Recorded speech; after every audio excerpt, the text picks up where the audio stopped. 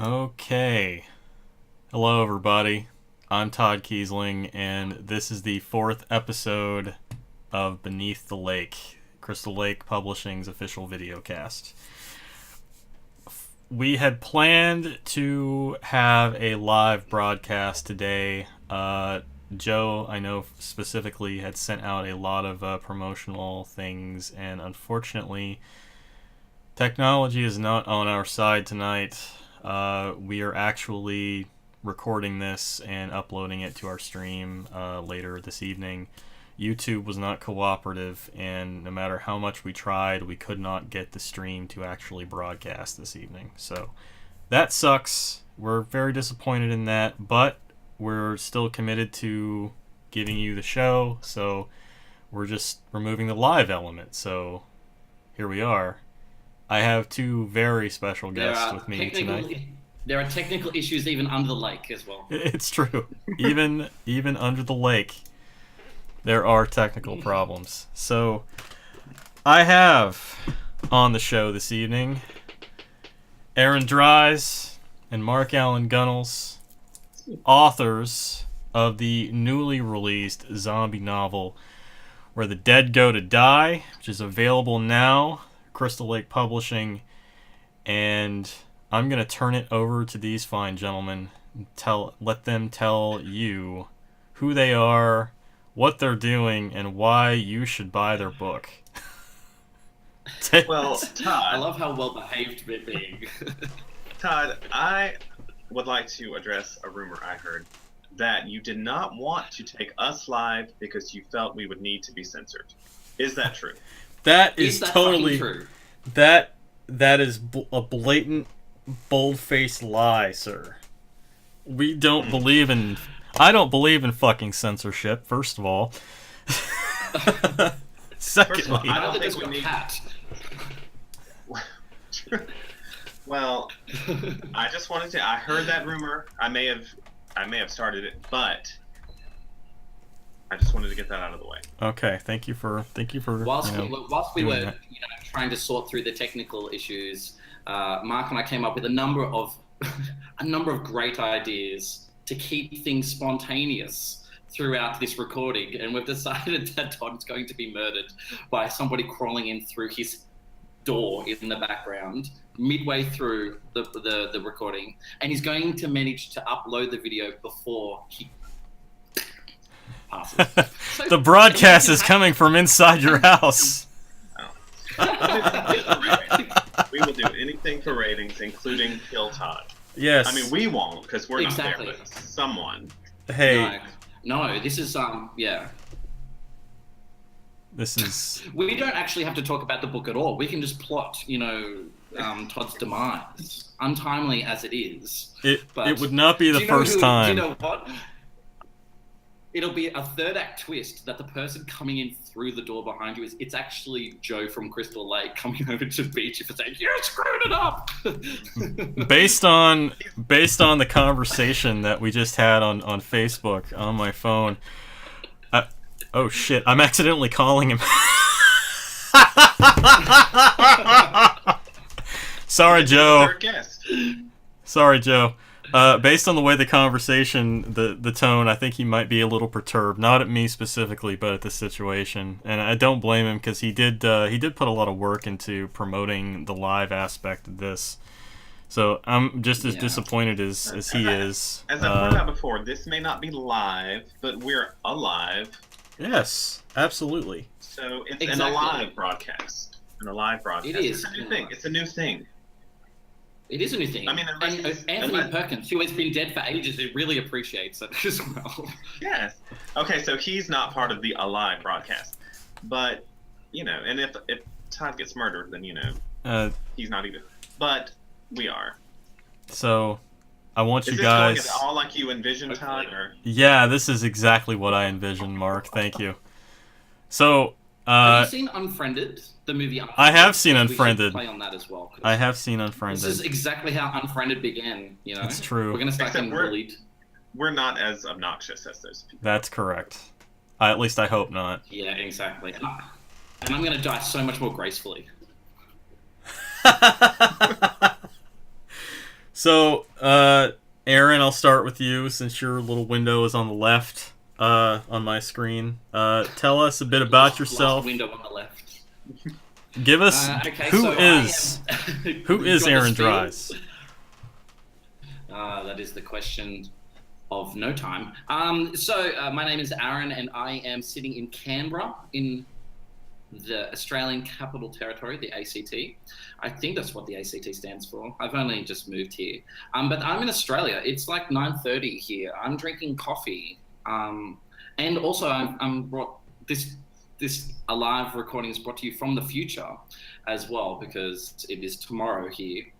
So my name is Aaron, and I am an author, amongst other things. I've written a few books. I wrote House of Size, The Fallen Boys, A Place for Sinners, and most recently, I collaborated with Mark on the right on Where the Dead Go to Die. And this is definitely our first alive podcast together. And it's also the first time I've actually seen and interacted with Mark's face since we met. Really. That is true. It's been a while. At some point, we did interact at some point during the writing process, but it was very tenuous. A lot of contempt. It was like happy emails, but beneath the surface, beneath the lake. A lot of seething rage, a lot of just, resentment and frustration. Yep. We're going to get it out right here, smack down. Mm-hmm. And that's me. So my name's Aaron, and I have a lot of issues with Mark. Mark, would you like to state your rebuttal to that? Well, my name is Mark Allan Gunnells. I co-wrote equally with Aaron Dries, Where the Dead Go to Die, although I'm the main writer. And he was so much to deal with. I'm kidding. But I'm a good old Southern boy here in the States, all the way on the other side of the world from Aaron. But we met in Atlanta, Georgia, at the World Horror Convention a couple of years ago. I think he was wrapping up his tour of the United States, visiting horror movie locations. And I've written several books, published them with a variety of publishers. But and the newest is Where the Dead Go to Die, which I'm very excited about because, all joking aside, Aaron is very talented. So I was very happy to work with him and learn from him, and one up him, and I think we have a good book that people are gonna like, and I think we have a good book too. We finally managed to reconcile. I'm so glad you brought us together, Todd. Mm-hmm. This is because there has been a lot of tension.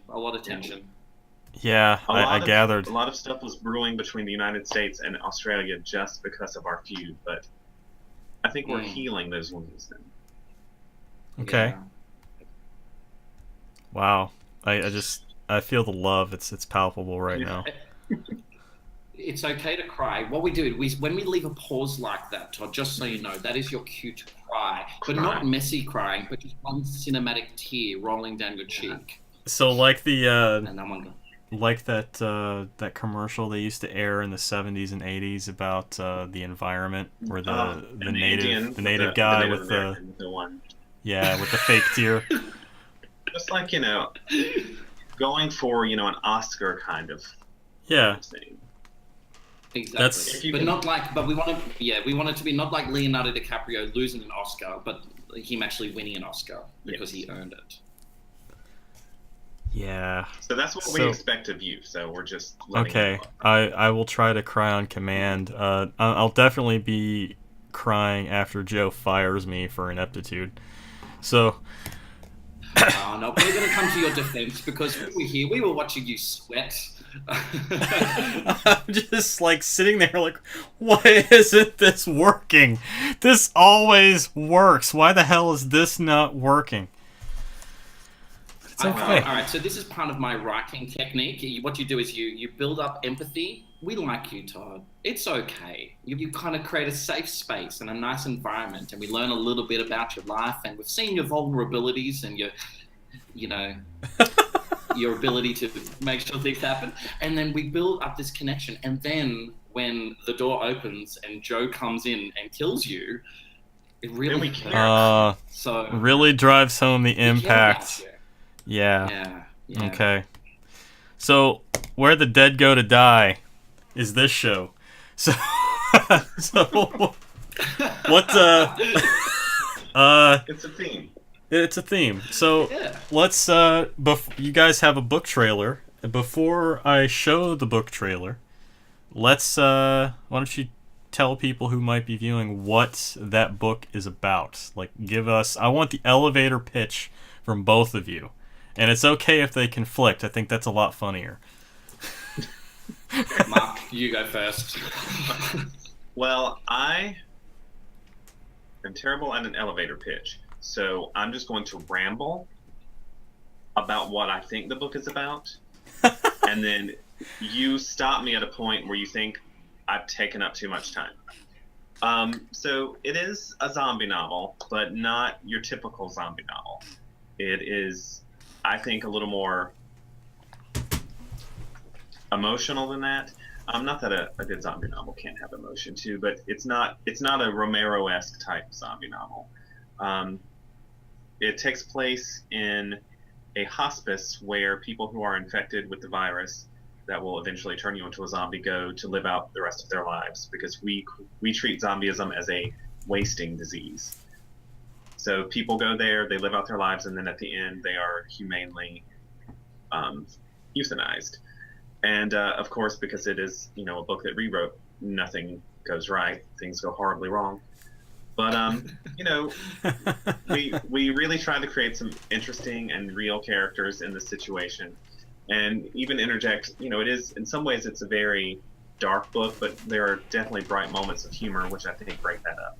And I feel like I've done that thing now where I'm just rambling, so I'm just gonna pass it on over to Aaron and see what he has to say. Oh, you were doing fine, but. Now Aaron's going to catch it. That was me catching the baton. That's me catching it. What he said. I think we've written something that is quite different than anything. And look, I think that the reason that I really wanted to collaborate with Mark is because I had a sneaking suspicion that whatever it is that we would birth would be truly something unique, and I think we have done that, and it's certainly not the type of book that I could have written on my own, and yeah, so it is I guess you could call it a bit of a political slow burn, accumulating in a lot of bloodshed, because that's how we roll, but it's interspersed with moments of lightness and humor and a bit of pathos along the way. And it's I think it's quite sad. I think it's a really sad book, rather timely, considering the conservative times in which we live, and it's rather political. So there's a lot of subtext going on there for people who want that, and for those who don't, a lot of people die. All right. I'm terrible at this. No, it's fine. At elevator. So unless, of course, I'm in an elevator, in which case I am on point. Well, that's what you do an elevator pitch. I don't know how we're supposed to do it just sitting in these rooms. I actually have I have a challenge question for you guys now, listening to you both talk about what the book's about. And the concept of zombies, I really like the idea that you were, in your book. That sounds really cool. Definitely a different take on the zombie story. How would you pitch the book to someone who is tired of zombie novels?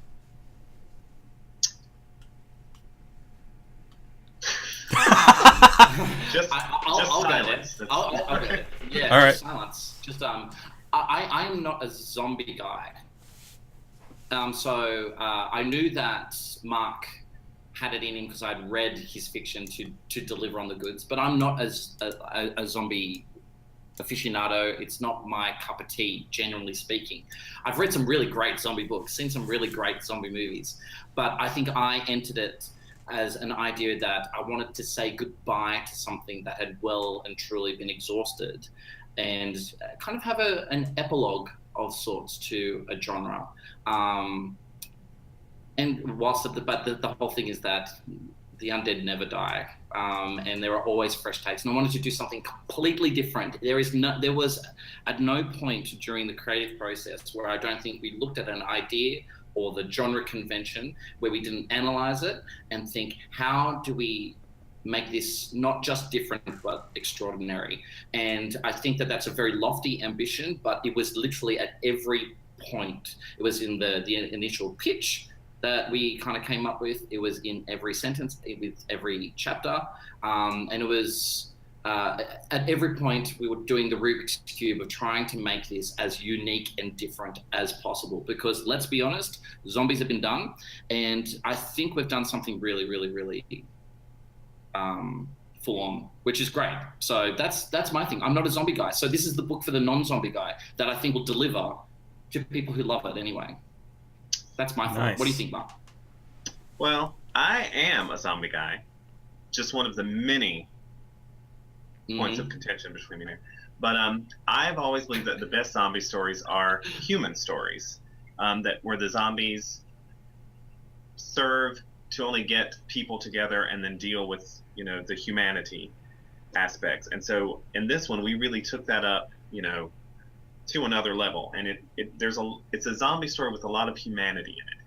It's really not about zombies. It's about what we go through. It's about how we deal with death, how we deal with disease, how we deal with losing loved ones, how we deal with extreme political movements.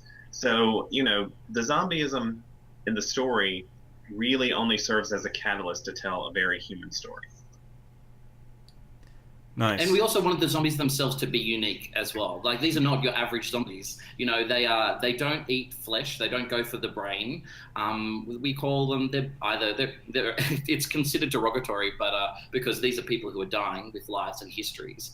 But as a society, the dirty word for these people is not, well, people do call them zombies, but they're called smilers or bone eaters. Smilers because one of the side effects of contracting the virus is that you take on this over a long period of time, your body starts to wither away, your bones calcify, your face muscles retract into a permanent grimace. And so these smilers give the appearance of smiling continuously. And I loved that idea because I mentioned this to Mark, but I don't think I told him in the initial stages. My idea behind that was the dolphin. There is an animal that always appears to be smiling, and you could put in any context and it always looks so happy. It looks the exact same way when it's pulled out of the water in a net and then killed on the deck of a boat, and or when it's sad because they're a smart animal and they do mourn, and they also kind of, they're an intelligent thing, and yet they always have the same expression. I love the idea of human beings being held hostage to infection and it absolutely turning their bodies against them. And so they continuously wear this ironic smile whilst living in a hospice in which they are doomed to die in a humane way, but not really at all. Because I think in the universe that we've created, as in society in general, we still have issues with death or euthanasia. So it's different. The zombies themselves are different, and I think that there are some surprises in store for people. That's really cool. The concept of just smiling zombies creeps me the hell out. So I really like that. So, okay, nice. Mm-hmm. I am impressed. I am very impressed. As you should be, as should all of our live listeners. That's right. I'm hearing the applause coming in. Yes, here is where I insert the canned applause laugh track. I have got an update. Joe is on the plane to your house. Oh. And sharpening his blades. He is on the way to Pennsylvania. Joe is coming to murder me. So stick around for the whole interview so you can catch that at the end. Yes. So Exactly. I'm gonna cut away and play the book trailer that Aaron made, and then I'll come Yeah. back and we can talk about that and go from there. So I'm gonna mute Okay. everybody for a second, and I will play that in just a moment.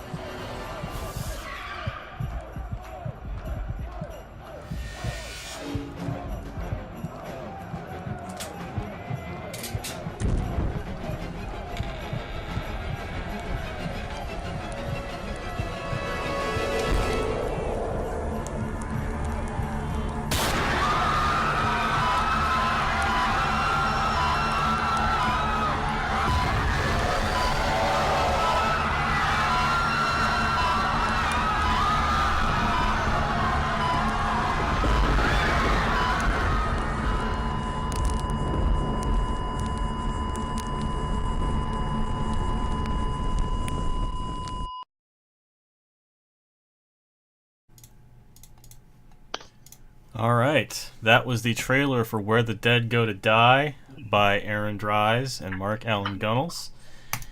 So, Aaron, you made that, didn't you? All by yourself? Yeah, I did.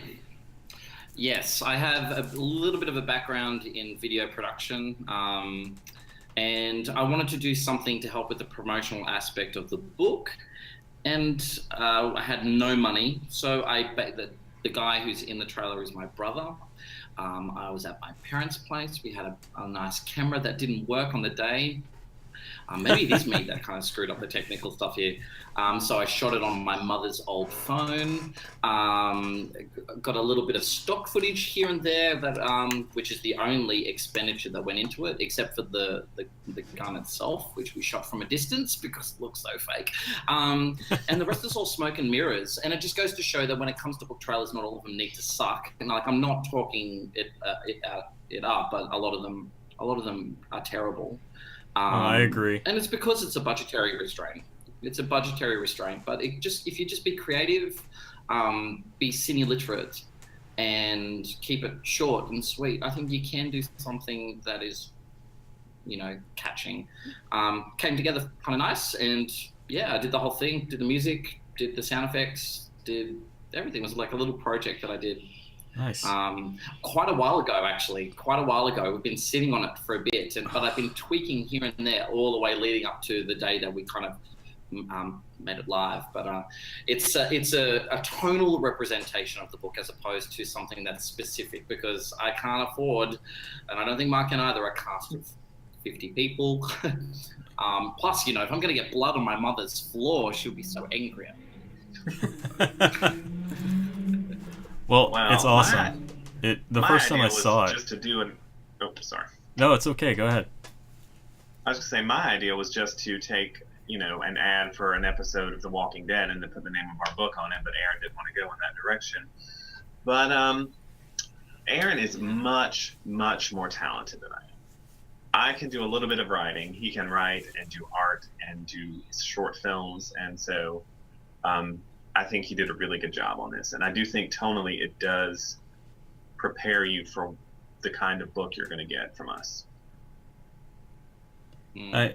I do have to say, the element that I think another distinguishing factor of the book is that, in terms of the plot structure, there are all these primary alternating threats. There is the story is about the nurses in this hospice and the people that they're helping, and then there is the overall zombie threat, and then there are also the group of incredibly proactive right-wing conservative protesters that are swarming around the hospice, continuously building themselves into a fever pitch, continuously, and we just know that there is this ticking clock going on.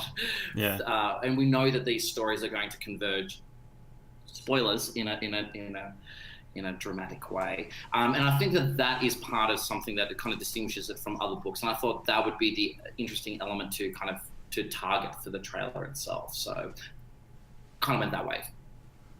Well, it's very effective. I mean, the first time I saw it when Joe shared it, I was blown away by the production value of it. And when I, listening to you telling me that what was it, $50, something like that you paid?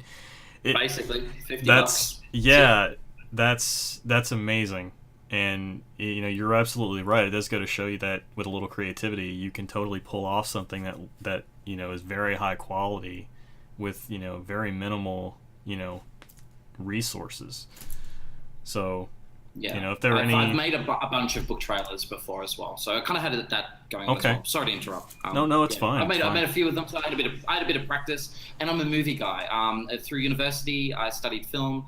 I came out. I used to work in television. I don't do that by day anymore, but it's something that I definitely have an incredibly strong passion about.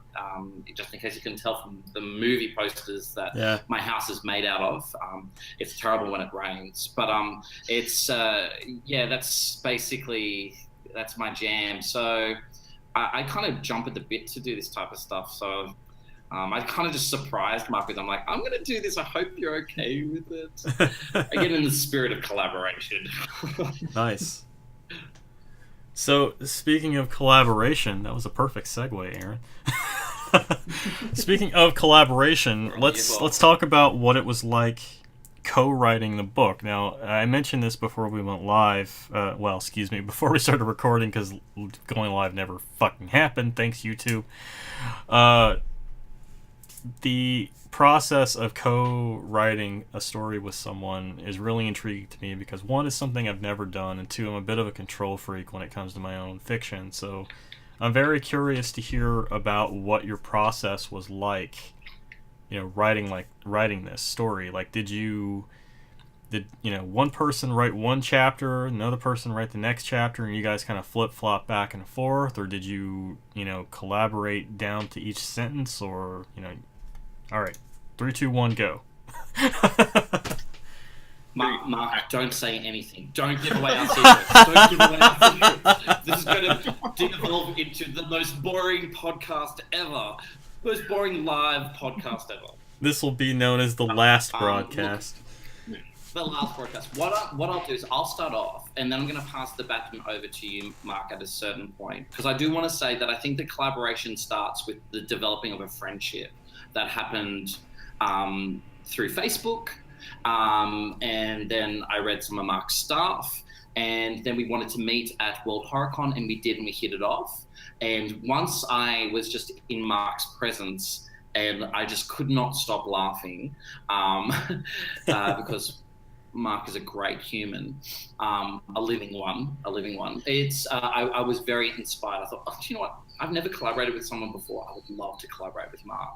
And I was sitting on an idea, but I kind of kept it just to wait. But then I basically approached Mark and said, hey, I've got this idea. What do you reckon? And now I'm handing it over to you. But I think it's important to know that the collaborating process, it doesn't just come out of nowhere. And it was something that kind of bloomed from, I think, a mutual respect of each other's work. And we liked each other, so yeah. At least I hope so. Gosh, that was presumptuous of me. Mark hates me. Take it away, Mark. That was presumptuous, but it was awesome. But yeah, unlike Aaron, I had collaborated before, and I really enjoy the collaborative process. I mean, I also like writing solitary, but I do embrace the idea of working with someone because I feel like I've never collaborated with someone where I haven't walked away a better writer, because I'm very open to learning from other people. And but like Aaron said, I do think there has to be a mutual respect and a fondness for one another. When I work with someone, I always look for someone whose work I really admire, but who I also admire as a person. And I knew Aaron just a little bit through social media, but it was when we met at the World Horror Convention that we really did hit it off. And he was very funny. He was very, very nice and very charming. And I had just read his first novel, which was phenomenal, House of Sighs. And, he mentioned collaborating. and I was very enthusiastic, but I thought, a lot of people mention collaborating. That doesn't mean you're ever going to collaborate. But after that, we exchanged some messages. He shared this idea with me, and then we just basically went into like a brainstorming process, where we started talking about ideas and where the story could go. And I don't even think, if I'm remembering correctly, that we intended to start it right then. But I went ahead and wrote like a first chapter, because I wanted to know from him because it was initially the germ of the idea was his. I wanted to know, like, is it hitting the mark of what you were envisioning? But once I did that, we just sort of went from there. And we worked in a very different way than I had worked with other writers. With other writers, we had done more of they write a chapter, they send it to me, I write the next chapter. And, we would make suggestions on each other's, but pretty much that's how we worked. With Aaron, it was more, I would write a chapter, I would send it to him, he would rewrite that chapter, filling in details, maybe altering some things, always, getting my okay on it. And then he would write a section, and then I would go through it. And that was actually a very interesting way that really melded our voices and our styles, so that we really ended up with something that I don't think either one of us alone could have created. It genuinely wasn't him and it wasn't me. It was a work that was just us, the two of us, as sort of a melding of our voices. Interesting. And it takes a lot of trust to that, and I think that we kind of set ourselves up in that initial conversation. I don't know how to describe it. I guess we basically had a talk about, we're just going to leave our egos at the door. We want to be as honest and open as we can possibly be.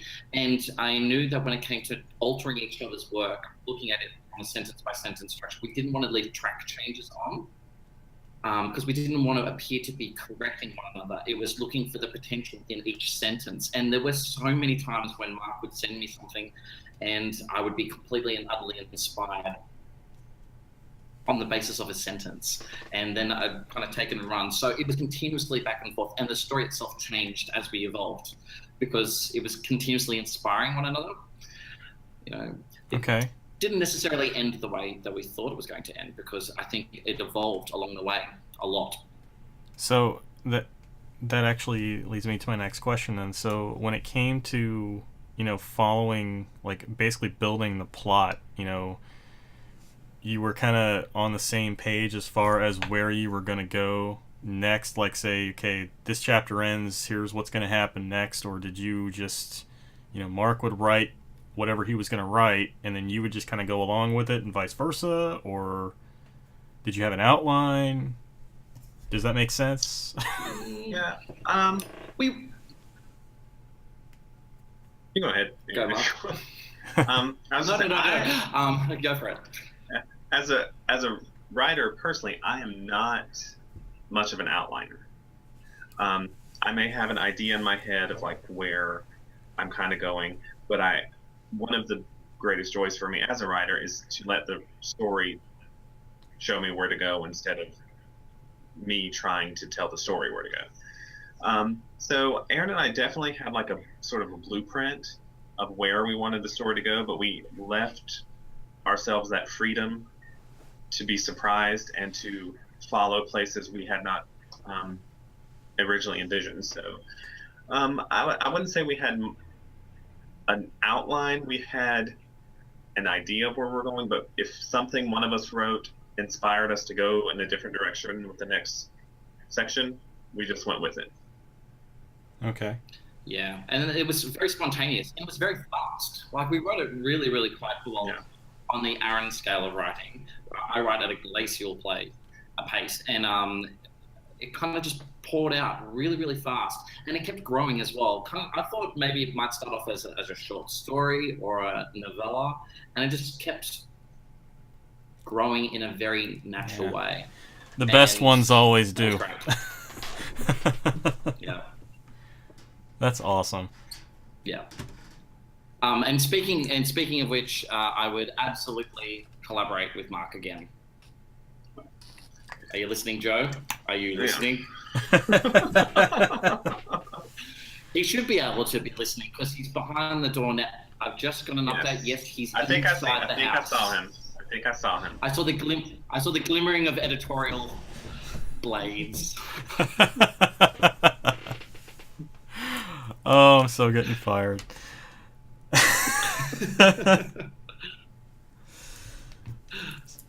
So, normally we would have questions to go back and forth to kind of fill out the time. Well, I could ask Aaron questions, and he can ask me questions. Why not? Oh, yes. I mean, Joe, actually, that reminds me. Joe had mentioned in chat to you, Aaron, something you were supposed to mention. I probably owe him something. I haven't sent him an updated something. Or no, it was in an email. My bad, or something like that. I don't remember.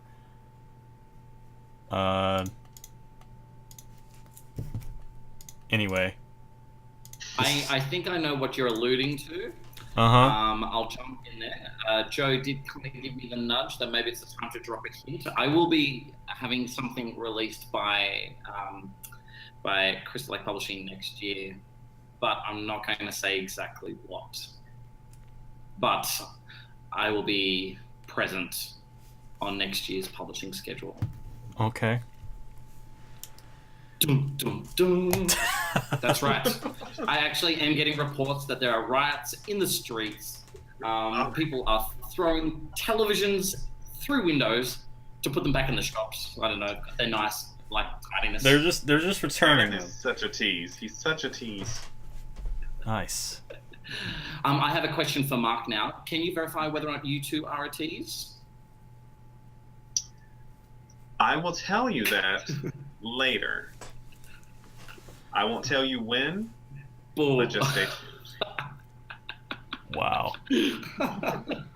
Wow. It's okay, Todd. You can actually go home. You can go home, or you are home. I am home.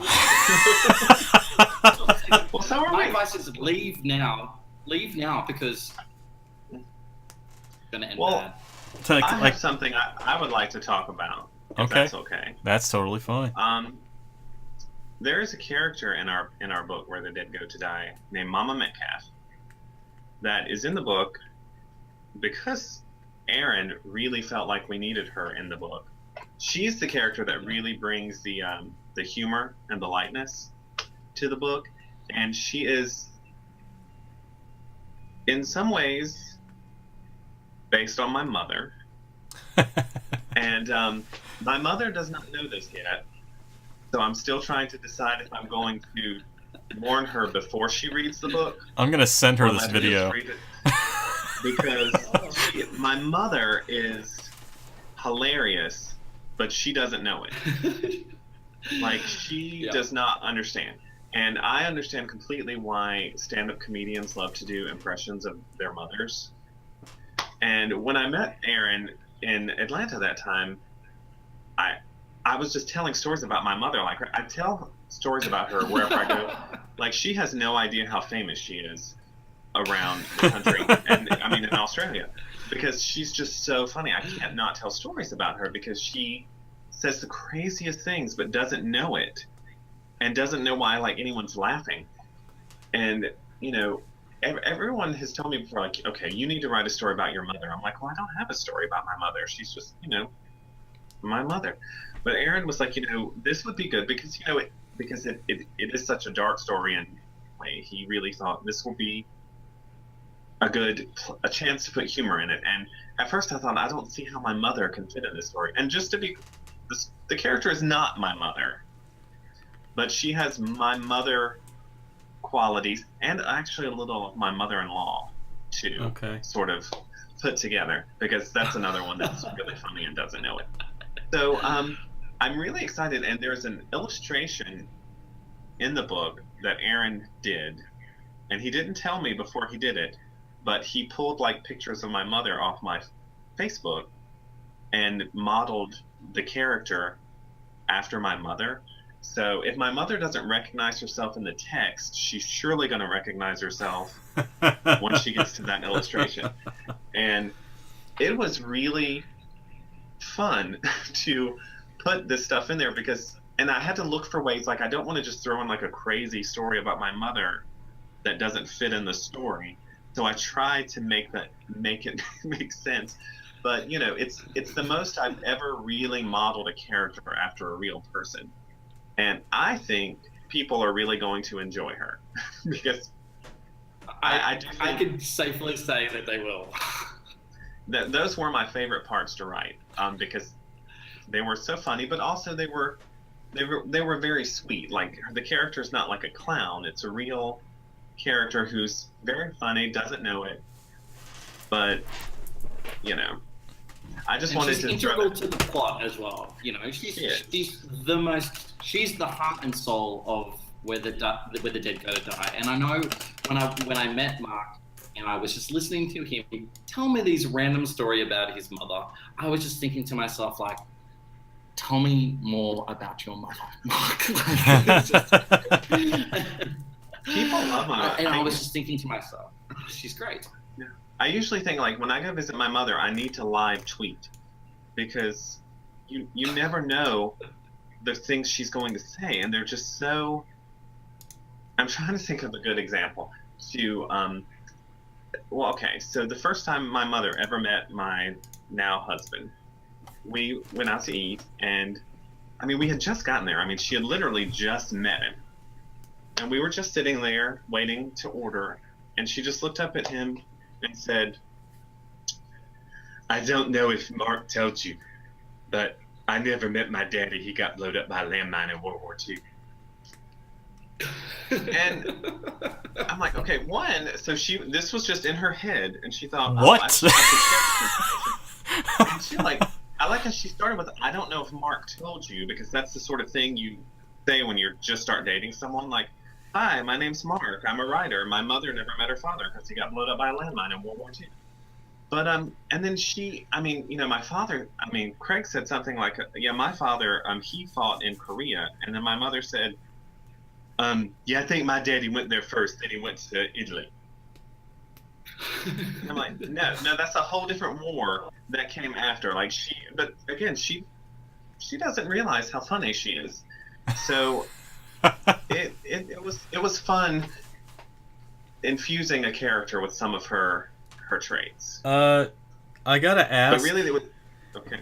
What part of the South are you from? I'm from South Carolina. Okay. I'm from a little town called Gaffney. The only reason you might know of Gaffney is the main character from House of Cards is from Gaffney. Yeah. Okay. And I think we have a huge peach-shaped water tower that looks like an ass that overhangs the interstate. And we are kind of famous for that. So, you know. Okay. And I do believe When I learned that about Gaffney, I was like, Mark, we have to put it in the book. The peach ass. We do mention it. That is one asshole that I want in this book, and it is in the book.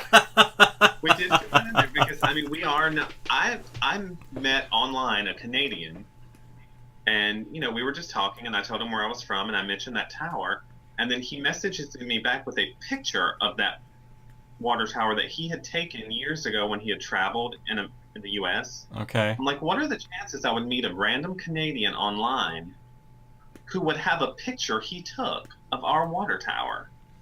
But we're pretty famous for that. We also, the movie The Abyss was filmed here in a giant water tank. And then afterwards, they said really horrible things about us. I think the term cultural wasteland might have been used. But I don't live in Gaffney anymore. And that's a shame. Okay. Yeah. It's a shame that actually happened because James Cameron wanted to adapt Where the Dead Goes to Die. But he just wouldn't do it because he had to come back to Gaffney, and I just don't think the whole book works underwater. Well, I mean, we could try it. I mean, Underwater Zombies, has that been done before? Hello, sequel. That's all I'm saying. Shh. Don't give Where away the dead our go to secrets, swim. okay? Where the dead go to swim. Maybe that'll be. Where the dead go to don't float. No? Where the dead go to sink. Where the dead go to sink. The title, by the way, Where the Dead Go to Die, is Mark's stroke of genius.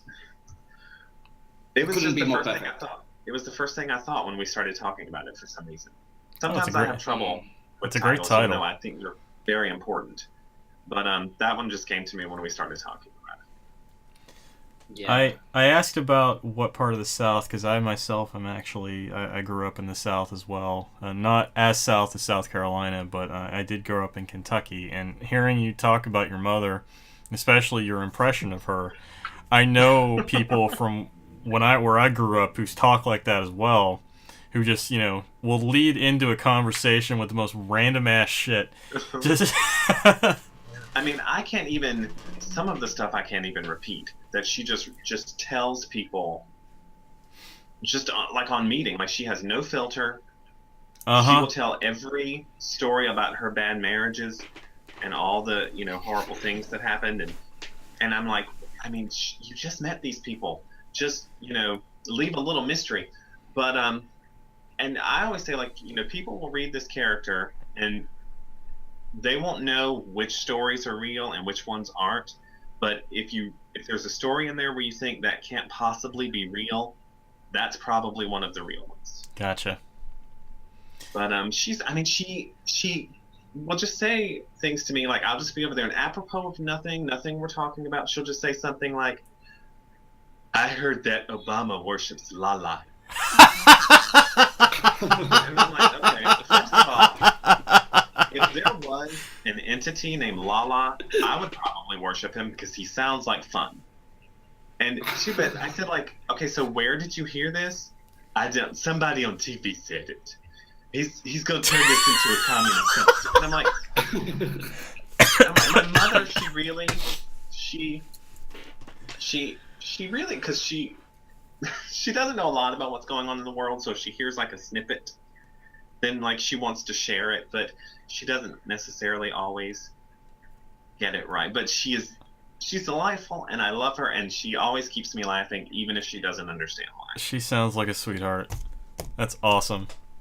I also I love your impression of her. Like, could you do that more?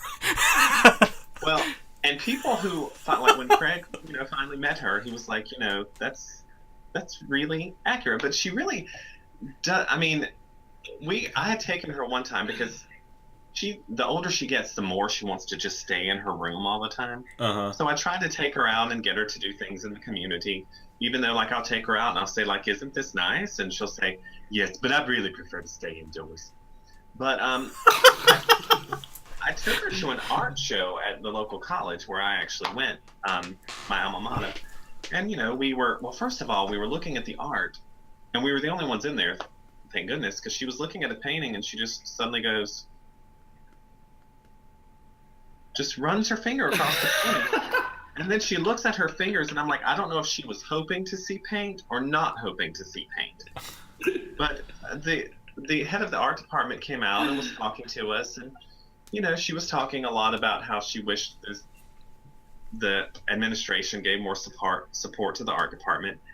And my mother just suddenly said, well, I think life is art. And like, my mother is just dropping some philosophy on us, like, completely. And she probably went home and called her friend, and she was like, Judy, they didn't know what to say. I said life is art, and they were speechless. She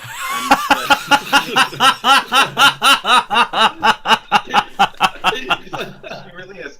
But, I love, and Christmas, Craig and I will be going to spend Christmas Eve there. That's always fun because she is terrified. She just thinks, because my grandmother is like super religious, and I'm bringing my husband to Christmas Eve, and my mother's always afraid there's going to be like a giant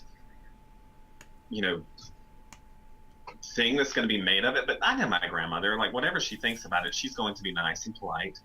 I mean, okay, one year she did give me a Christmas card full of anti-gay Bible verses and $5. But Oh the my next year, God. it only had $5 in it. So that's progress. That is progress. So, but I mean, she gets real. My mother does not know the difference between a crisis and an inconvenience. To her, everything is a crisis, and that's funny.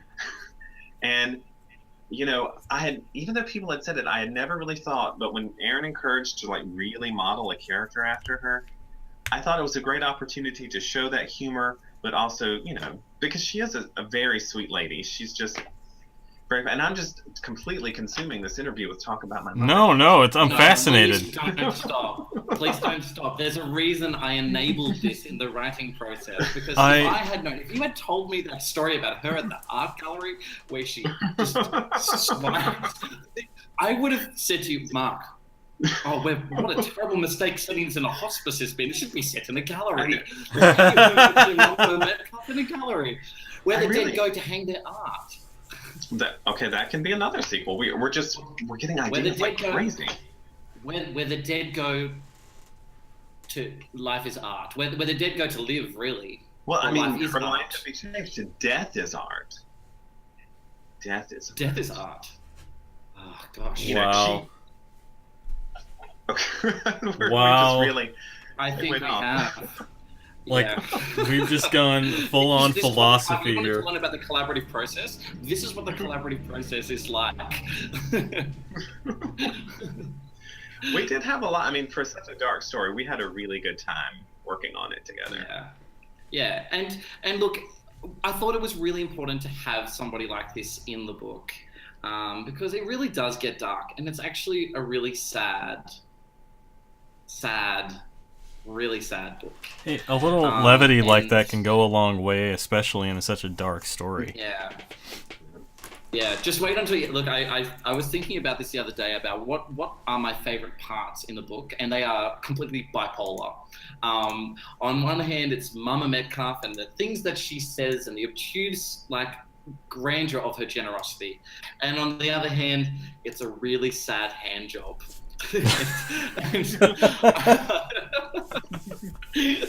And these are two things that happen in the book, which I really should have put in the trailer. Wow.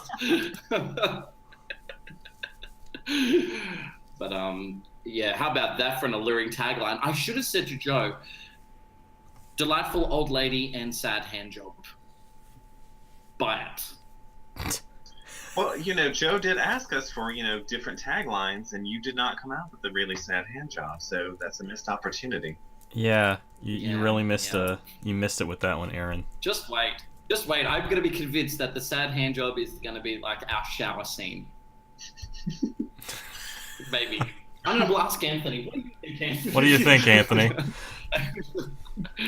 He's the silent third guest on the show, Anthony Perkins.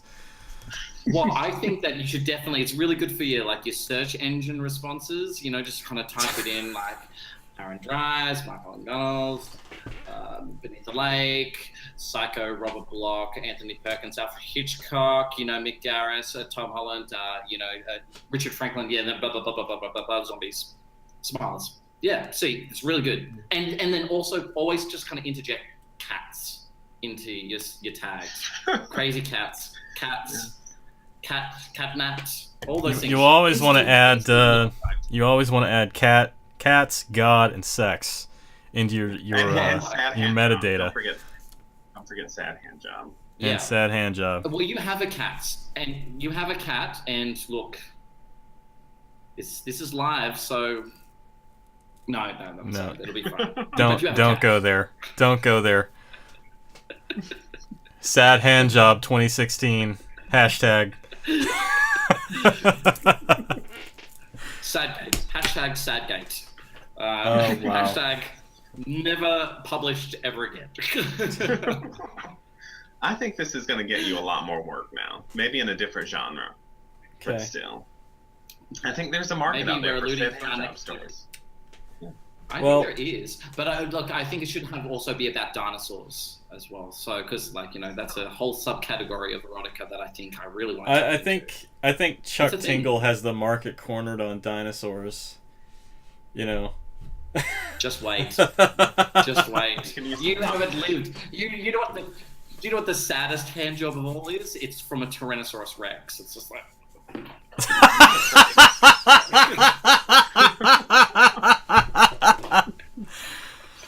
Oh wow! I just pictured that in my mind. Just a little yeah. Yep. There's And a lot on of that vivid note, imagery in Where the Dead Go to Die. so We haven't even talked about the dinosaurs in it yet, but oh wow, we don't have all that time. zombie dinosaur hand jobs, And my mother. and your mother, and Mark's mother. Why on earth did we just not call the book that? A Night Dinosaur at the hand jobs and Museum. my mother. Yes. Wow. All right, gentlemen, it is we're going on an hour here, so we'll start with the wrap up process. Let's be serious. So, Okay. yes, let's be serious. business. So, I'm going to take a serious sip of water. I should point out that Where the Dead Go to Die is currently available in ebook form for $4.99 on Amazon Kindle. It is also available in paperback. And apparently I closed that tab, so... Wait, there it is. There it is, I think. It is available in paperback. It is. Yes. So, for $14.99. And I recommend that you guys go pick it up because these guys put a lot of work into it, and it sounds like a really cool, interesting, and different zombie story, which... and you I should have it actually- on your shelf as well. I actually, Have it on your shelf. It's beautiful. I should point this out. While you guys were talking, I bought it. So, Ah, which is a big deal One more because step. I usually don't go for zombie fiction. I'm not a huge zombie guy either. So I bought the damn book, and we'll see. We'll see now. The pressure is on. I didn't even need to guilt you. No, you didn't have to guilt me at all. This is the most lucrative podcast I've ever done. But no, actually, I'm. more like things to pull out of my bag. You know, like I was going to be like, you know, you couldn't get it right. It didn't quite work. You know, like, and Joe's going to kill you. And I didn't even need to have to go down that track. Okay, well, good. Well, it's been great. All right, the check is cleared. Let's get the fuck off the air. No. No, it sounds like a really interesting. I would love to take the opportunity just to take a note about the cover art, which was done by Yes. Ben Baldwin, who is a Crystal Lake regular, and I really think that he has done something that tonally just wraps it up in a beautiful little bow. There's the wintry type of theme, because for me personally, as a writer, I think time and place are incredibly important, and we wanted to write something about Christmas and about winter and about, because we thought it just kind of fed into, like, there's nothing quite so overcompensating than the idea of Christmas and the idea of, in the face of apocalypse, people still take the time to wrap presents and formalize their traditions. It seems so desperate and so artificial, yet at the same time an absolute lifeline. So I think that's kind of where the Christmas idea kind of sprung from, and it's all there in the cover tonally, and I think Ben has just done an absolutely great job. And there are interior illustrations, there are about 5 of them, which I did, and they were great. So the paperback, it's like, I'm a paperback guy. I'm surrounded, my laptop is held up by a stack of paperbacks. And, you know, I've got a book here. So I think it's really pretty, and they've done a really great job. The interior layout is great as well. And we don't have any control over that. That's people who know how to do their job are doing their job, and we just make up the fancy words. Yeah. Joe over at Crystal Lake really does pick great people, and he always impresses me with the covers he does. And Ben did a great one for this one, and the interior artwork by Aaron is just absolutely amazing too. Nice. Yeah, Thank I Thank look you. forward to seeing the paperback version as well. So especially You can make origami after reading this book as well. That is true. That was all Aaron's idea. okay. You laugh now, Todd, but it's actually true. It is very important to the plot. But we were thinking yeah, you can make an origami crane after reading this book, and it's all will make sense when it arrives. Okay. So All this is right. the benefit of getting the paperback, because you can rip the pages out and make origami. And then you have to buy a new one, so that's just another sale for us. Mark, you're giving away the secrets. I was looking to get another sale. So normally what we do here is we kind of do kind of the same thing we do at the beginning. Go down the line and basically, tell us who you are. Tell us what books obviously what's out now, but where can we find more about what you've written? So take it away, Aaron.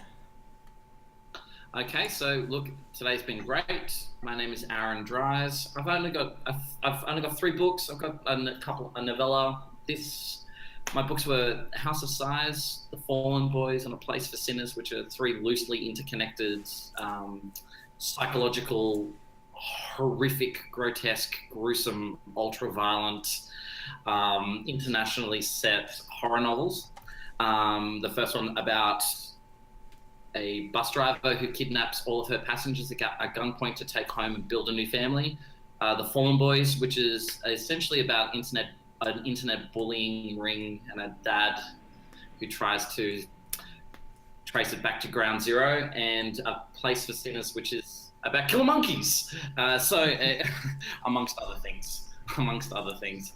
And you can find out more about all that stuff on my website, which is aarondries.com, or hit me up on Facebook or Twitter at Aaron Dries. And hopefully this isn't the last that you'll hear of Mark and I collaborating on something. We are, spoilers, throwing around ideas. It's just that I'm the world's slowest writer. I am also working on it. I've been working on a big book for a while, and hopefully that'll be finished by year's end. And so hopefully that gets some fly along the way. But it's been a pleasure, an absolute pleasure. Thank you. Mark? My name is Mark Allan Gunnells. I am my mother's son, and you can look at my author page on Amazon. I've published around 20 books with various publishers. Last year at this time, I had my collection Flowers in a Dumpster out with Crystal Lake, which Joe... It's fantastic. Joe managed to That should have been on the front cover. Well, yeah. I would have loved to have had an Aaron Dries. I did actually get some blurbs on the book from Clive Barker and Ramsey Campbell, which was like a surreal joy for me. Nice. But yeah, you can look me up on Facebook. I have a blog, markgunnells.livejournal.com, which I update semi-regularly. And I just love to write.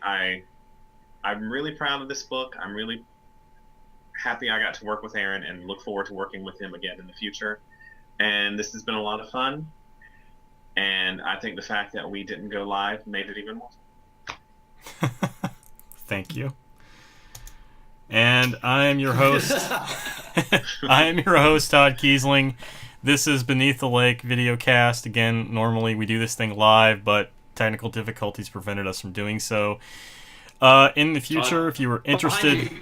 What? Behind you, Todd. In the future, if you are interested in watching a live broadcast, be sure to support Crystal Lake Publishing's Patreon campaign. Pledging as little as $1 a month will get you access to the live broadcast, as well as give you the opportunity to interact with us during the live stream. And the book of the hour is Where the Dead Go to Die by Aaron Dries and Mark Allan Gunnells. It's on sale now, so go check that out. And this is Beneath the Lake, signing off.